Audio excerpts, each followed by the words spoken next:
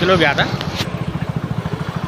नरहरी विश्वंभर कुलते प्रहार संघटना छत्रपती संभाजीनगर अरे पुढं गाडी नाही विद्यार्थी संघटना शहराध्यक्ष त्यांना सहाय्यक गौरव गौतम बनकर राहणार छत्रपती संभाजीनगर ते अतिक्रमणाविरोधात आज 8 ऑगस्ट 2025 रोजी ते दिल्लीसाठी सायकल यात्रा करत आहे।